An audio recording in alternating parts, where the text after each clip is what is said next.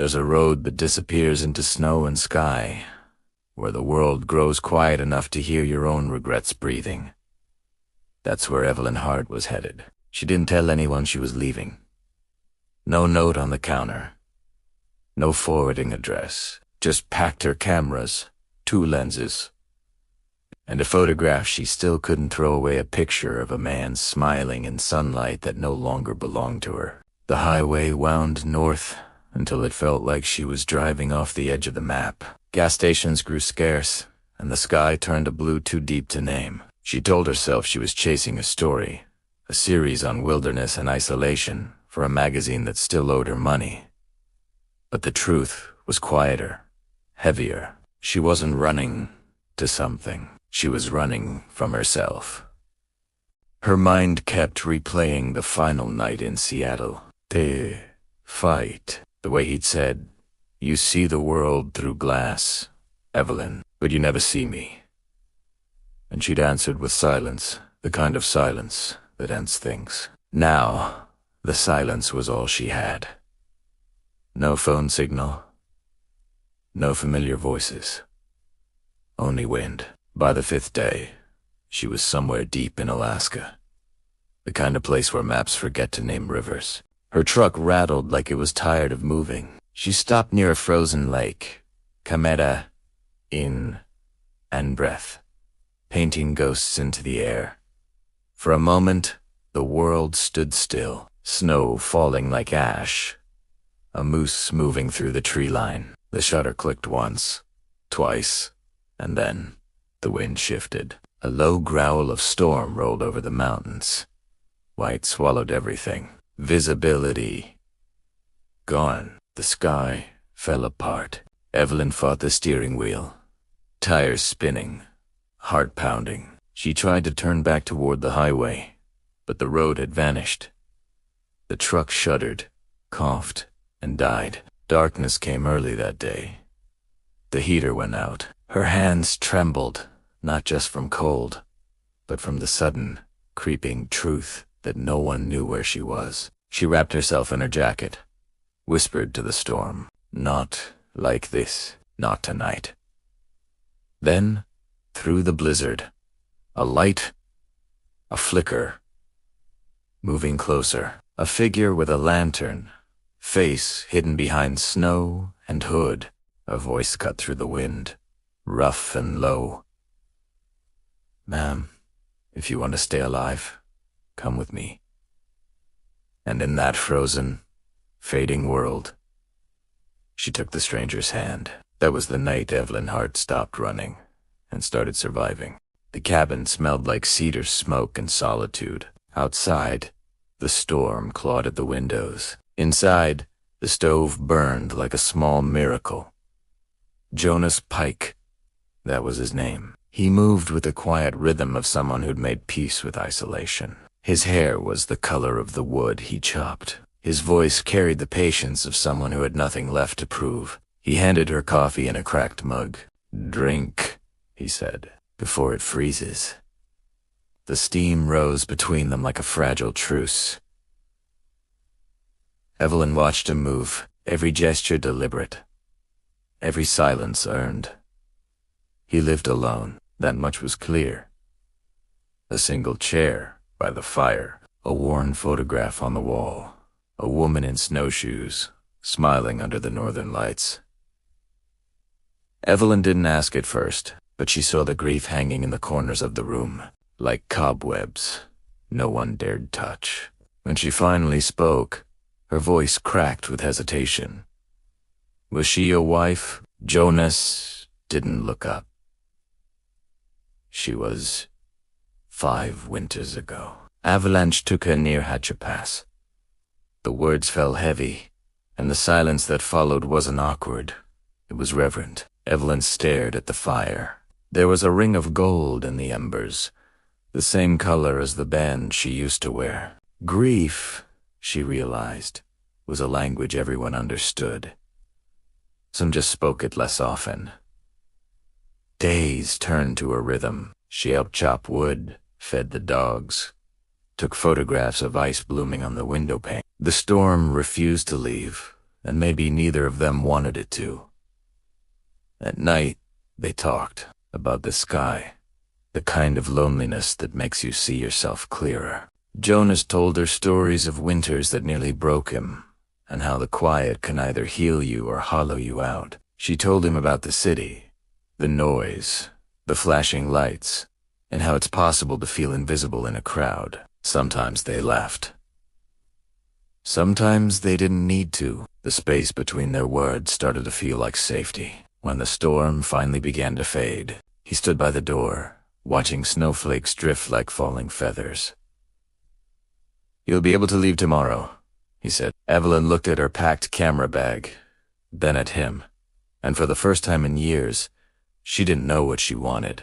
The next morning, sunlight hit the mountains like forgiveness. The blue was so bright it almost hurt to look at. Snow glittered everywhere, each tiny flake a mirror reflecting something I hadn't faced yet.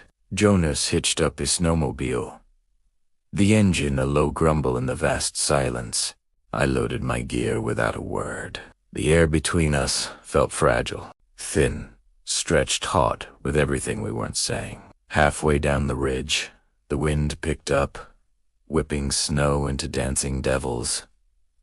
I asked him to stop. I had to photograph the thawing river, the first real sign of a changing season. "Be careful," he warned, his voice tight.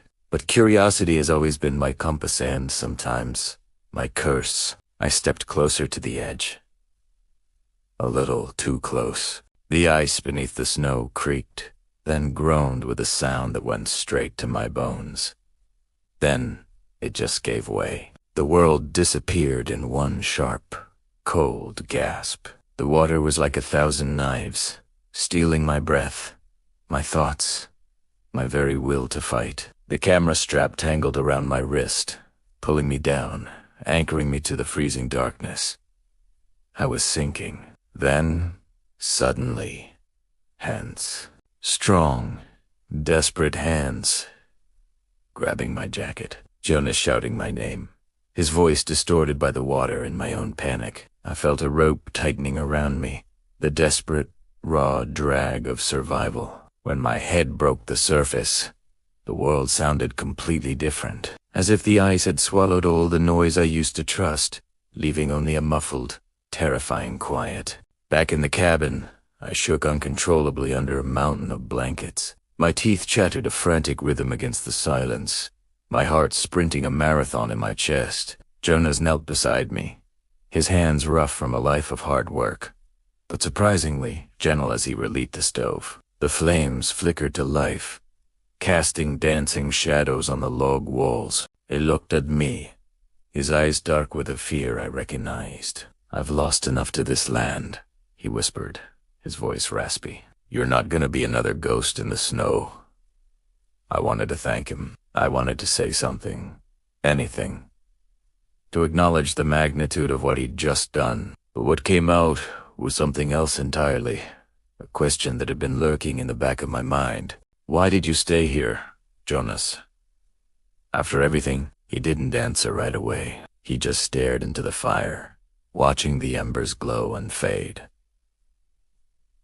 When he finally spoke, his voice was heavy. "Because leaving felt like betrayal," he said. "Like if I moved on, she'd be truly gone."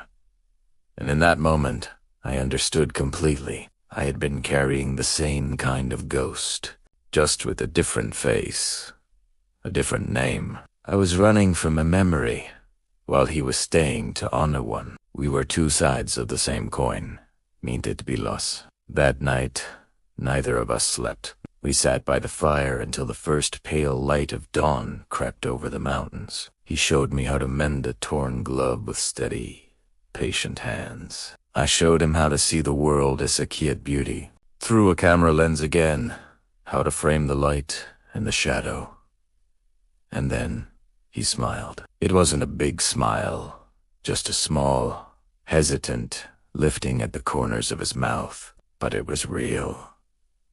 And in that small, quiet moment, something thawed in both of us. Something began to heal. Spring in Alaska isn't a sudden explosion. It's patient. It creeps in slowly, one drop of meltwater at a time. A quiet promise whispered under the snow. My camera started to fill with new colors. Not just the stark whites and blues of winter, but the gold of the low sun, the rust of awakening. Earth, the soft, tender greens of new life, pushing its way toward the light. Jonas spent his days building a new railing for the porch, whistling off-key tunes, while I sat by the window, editing photos. The cabin didn't feel like a cage anymore. It didn't feel like a hideout. It felt alive. It felt like a home. The silence wasn't empty. It was full of the sounds of life returning. One morning, he found me standing in front of the big map pinned to the wall, tracing the long road back south with my finger. "Thinking of leaving?" he asked, his voice even. He didn't sound sad or surprised, just observant. I nodded, my throat suddenly tight. "Deadline," I said, the word sounding foreign in this timeless place. "Gallery show, a whole life waiting for me somewhere." He just looked at me for a moment, then at the map. "Then make it a good story," he said simply. That was it. No pleas to stay, no promises for the future, just an understanding. When I finally left, the road was a mix of mud and brilliant sunlight. I looked back in my rearview mirror just once. He was standing on the porch, his hand raised in a simple farewell. A man who understood that love doesn't always mean holding on. Sometimes it means letting go. Back in Seattle, the city noise was a shock to my system. The constant hum, the rush, the millions of anonymous faces. My exhibition was called Quiet Fire. Every single frame whispered of Alaska, the fury of the storm, the unforgiving beauty of the ice, the profound kindness in a lonely man's eyes. People would come up to me, their voices hushed. We'd emotion and say the photos felt alive. I'd just smile and say, "They are."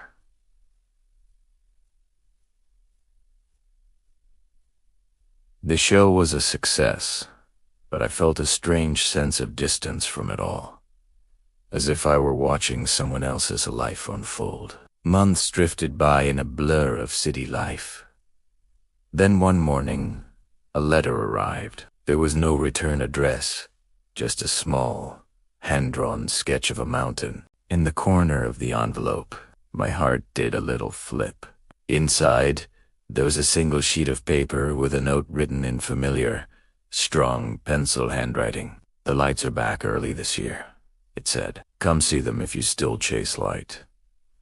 I didn't even have to think about it. I packed a bag, filled my gas tank, and drove. I drove the same long road, past the same sleepy gas stations, back into the same profound, welcoming silence. He was waiting by the fire pit outside the cabin, 2 mugs steaming in the cold evening air. There were no grand declarations, no questions, no promises.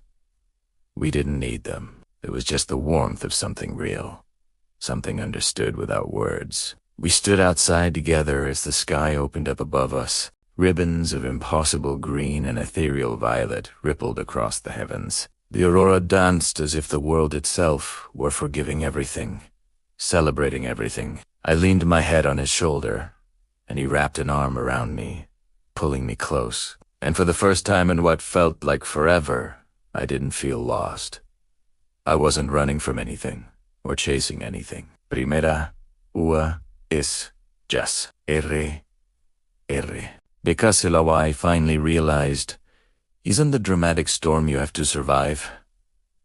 It's the quiet after. It's the small, steady fire you tend to. The one you keep alive together when the world turns cold again. And there, in the vast stillness of Alaska, beneath a canopy of 1,000 stars and the dancing northern lights, I finally found my warmth. My quiet fire. Thank you so much for joining me on this journey. If this story resonated with you, I'd be so grateful if you'd like, subscribe, and share it with someone who might need to hear it. Your support means the world and allows me to keep creating and sharing these stories with all of you. Until next time, take care.